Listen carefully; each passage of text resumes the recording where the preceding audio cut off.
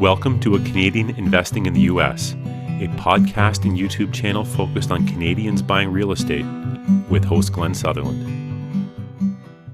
Welcome to a new episode of A Canadian Investing in the U.S. with Glenn Sutherland. This week, my guest is Zachary Beach.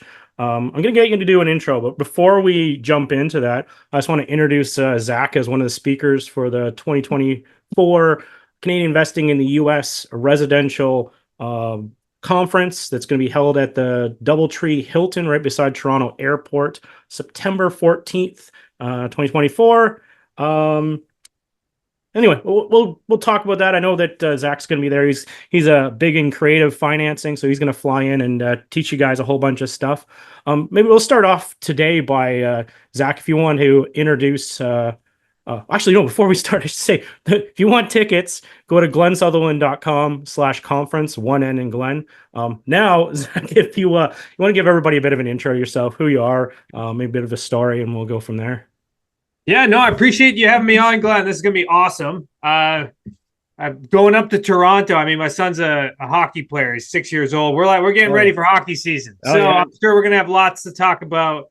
As you can imagine, and I'm going to speak fast. I'm from Massachusetts. So as you can imagine, you know exactly who I'll be rooting for this year. So go Bees. I'm Zach Beach, born and raised in central Massachusetts. I always like to tell people I was a poor kid that grew up in a rich town.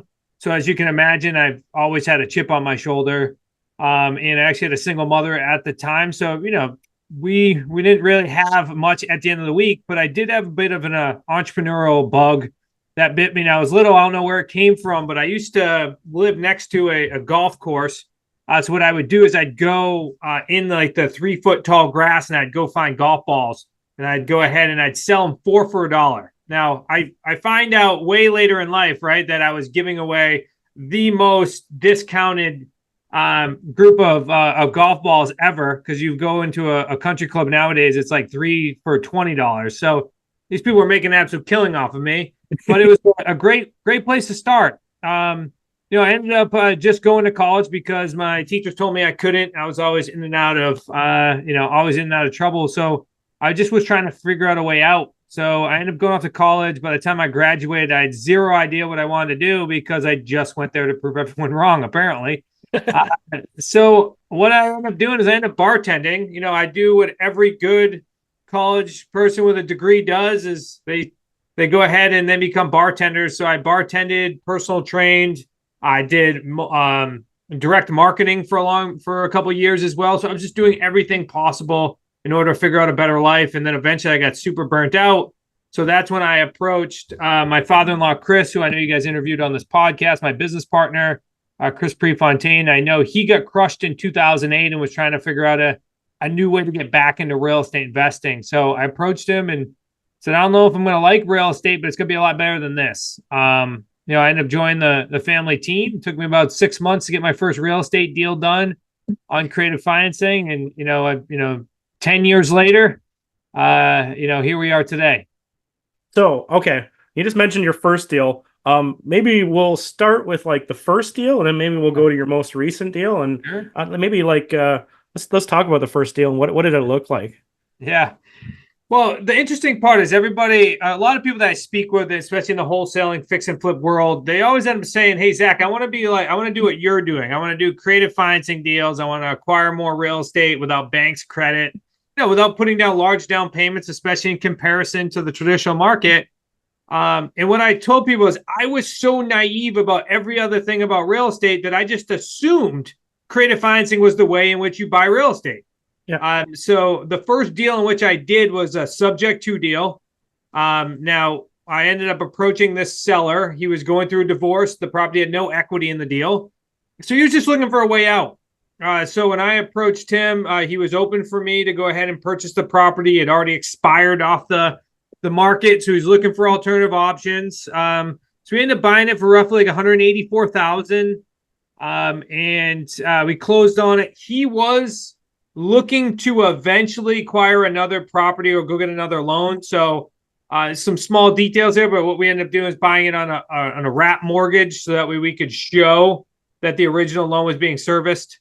It's pretty simple instrument the attorney will put together, and all it does is just show that his original loan is being paid. It also protects him in case I don't make a payment. He can actually foreclose, because if you actually buy a property traditionally through subject to, they actually have no protection. The original seller has no protection because they have no position on the property, but their credit is still liable. So we end up doing it that way. And then we tend to exit a lot of our deals via rent to own, which allows us to tap into our federally trademarked 3 payday system, which we go find a tenant buyer, somebody that needs time to qualify for a loan. We then collect a non-refundable deposit from them, anywhere from 3 to 10% of the elevated purchase price that we sold it for. We create cash flow, which is our payday 2.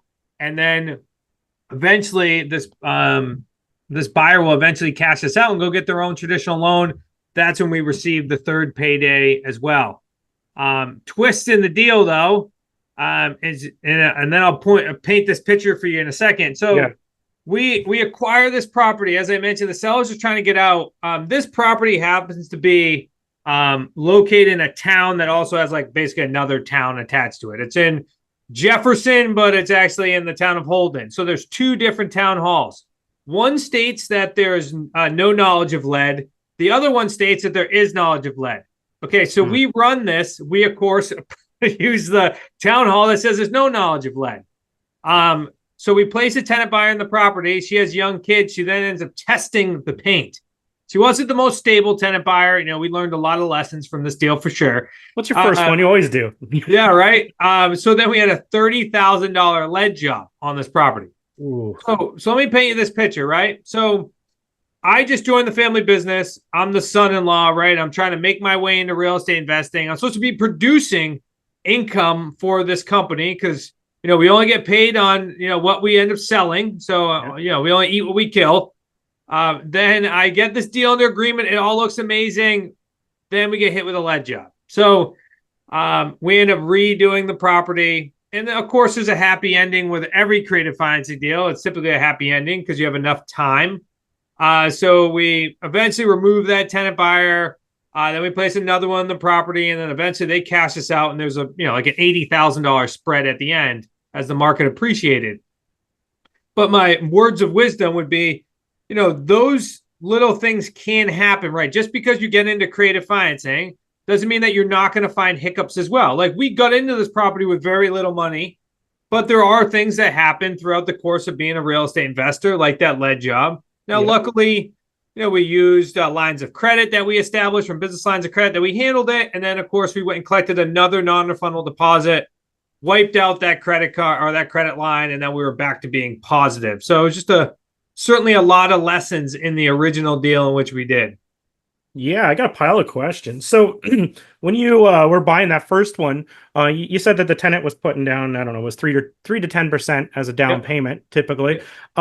What do you typically put down as and if any deposit for the seller of the property? Do you give them a chunk of cash as well, or do you just get into their cash list? Hello, everybody. Thanks for listening to the podcast. I just wanted to let you know that I've created a new coaching program. I believe the new coaching program has way more value than any of the programs that have even existed in the past.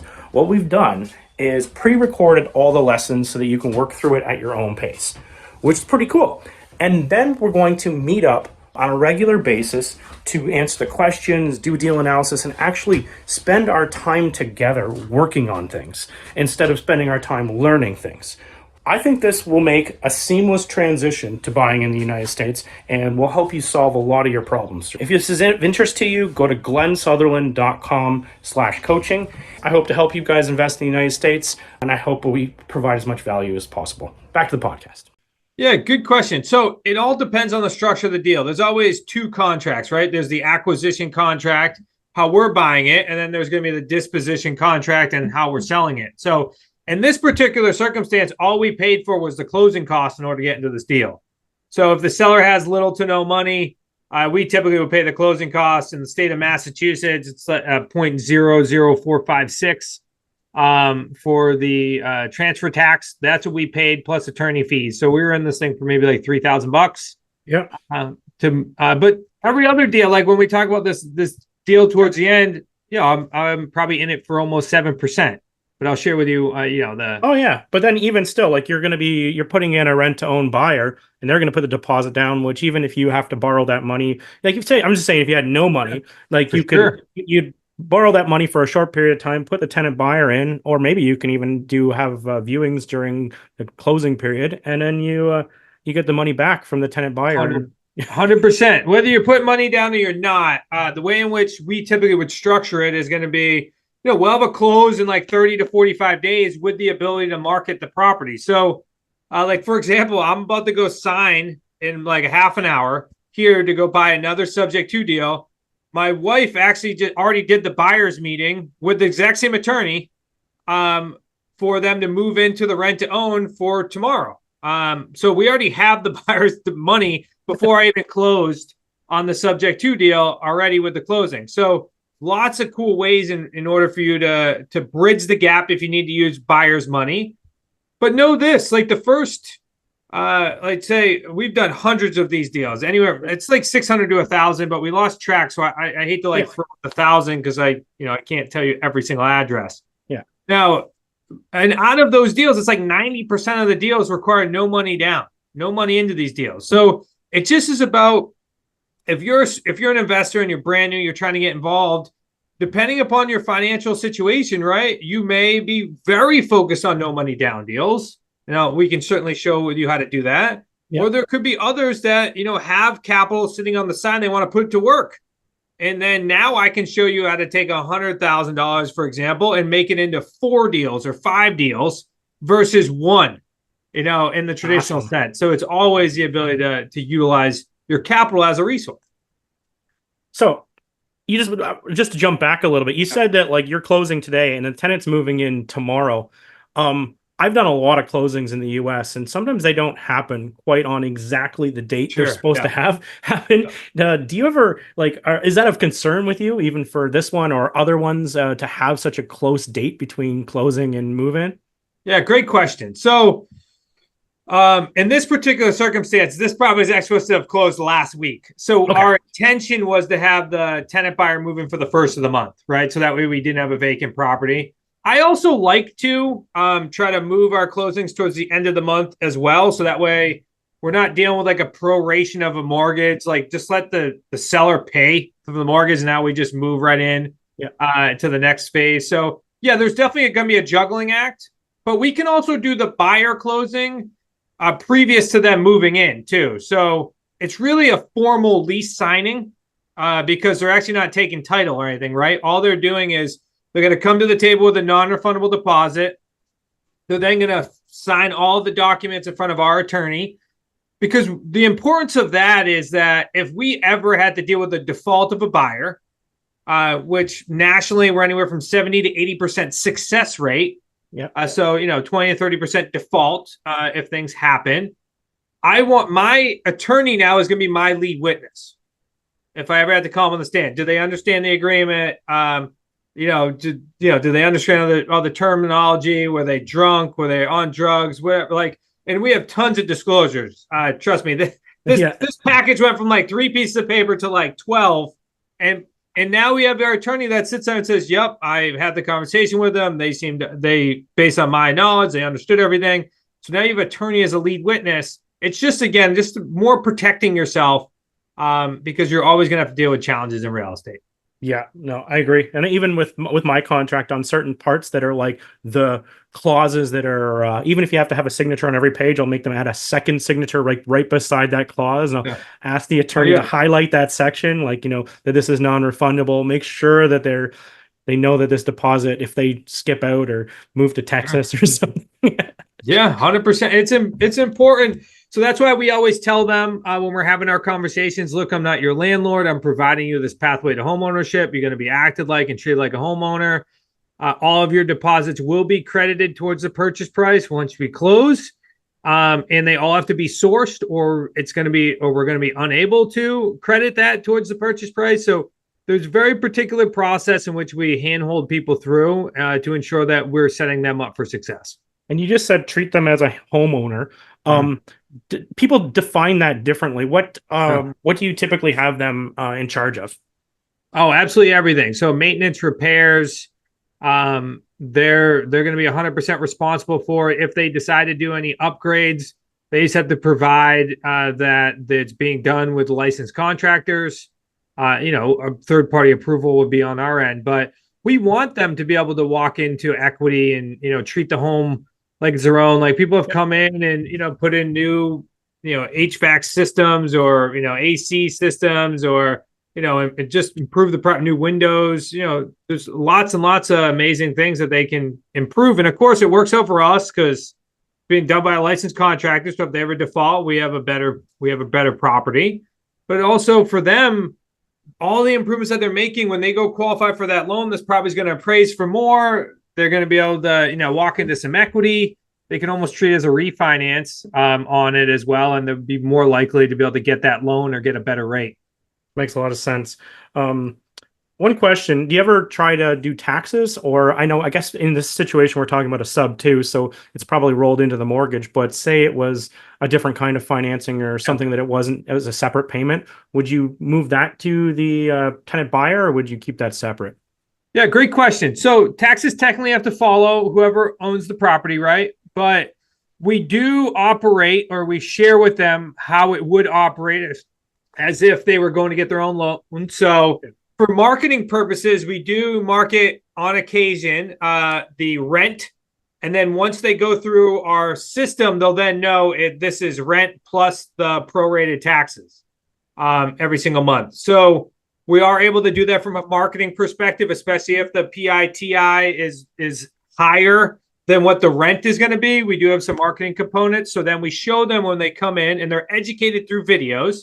It's definitely more of an education business than it is just a real estate business. So then we'll show them, here's what your PI would be, right? This is your rent, and here's what your taxes are going to be on top of that. And then, of course, you have to go get your renter's insurance. So then you add that up. And then when we present these people, we have them connect with our third party that does the background checks, credit repair, and comes up with a mortgage readiness date for them.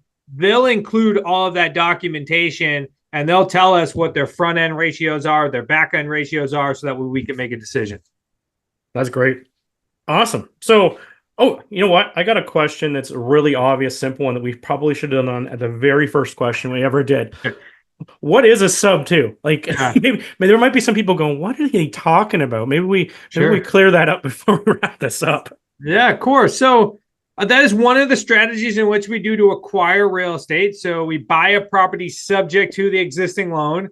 That's the most common way to talk about it nowadays, but you could always buy a property subject to liens as well. There's lots of things you could buy it subject to. So when we acquire the property, title transfers to our company. We tend to do things in a trust, and then our LLC is the beneficiary of the trust, but it requires our ownership. Then the mortgage remains in place, and we just cover the mortgage on the seller's behalf. So we just make the payments on the seller's behalf. And then there's a certain point in the future in which that mortgage is eventually going to be paid off. So when we talk about a subject to deal, the next question is why would people actually do that? So there's really two major spectrums in which we operate in creative financing. So in the subject to side, it's all right, they either are behind on payments, they're in arrears, right? They could be behind on taxes. They could have little equity in their home, right? It's so often right now that people bought the property for the interest rate, but they didn't put a ton of money down. And there's a lot of markets in the United States that are flat now or going down. So they're actually maybe upside down or have no equity. Well, that person, the only way in which they can sell, when we talk about traditionally, is they sell as a for sale by owner, right? In hopes that they are able to get it done, which is very rare. It's roughly I think it's roughly 45 days that somebody says it's a for sale by owner before they go list with an agent. Right. So know that it's very likely they're going to go list with an agent, or somebody like myself is going to buy it. Or they go list with an agent right away, and now they have to pay thousands of dollars out of pocket. There was a deal we actually just closed out on a payday 3 that the seller was going to have to pay $17,000 to come out of pocket in order to sell their house. Instead, we just bought it for exactly what they owed. We paid the closing costs, and they get to move on. So that's they don't want to lose it to a foreclosure. They don't want to lose it, and they don't want to sell it as a short sale, ideally. I have more free content. So if you're interested, I created a PDF guide and a video to go along with the PDF guide to complement it. And what the guide is all about is the 5 most common mistakes that Canadians make when investing in the United States. So if you're interested in this free guide, go to CanadianInvestingInTheUSA.com/mistakes. And let's go back to the podcast. And it's free. Oh man, the amount of short sales that we're starting to see right now, it's so frustrating because if they just knew that we could acquire the property subject to the existing loan, the seller, right, they'd be on a completely different spectrum, right? As I'm kind of sharing this on the video. In a better spot. You're in a much better spot. They'll become a buyer in years from now because we're improving their credit as we're making the payments on their behalf, right, versus damaging their credit for the next 3 to 5 years. So lots of opportunities in that space. So really helping someone that's in debt relief, challenging financially, or even someone that still wants to maximize their profit and has a secondary position as equity, like seller financing. We do a little bit of a mix, right? Subject to with seller financing, which simply means the seller is just financing the property for us.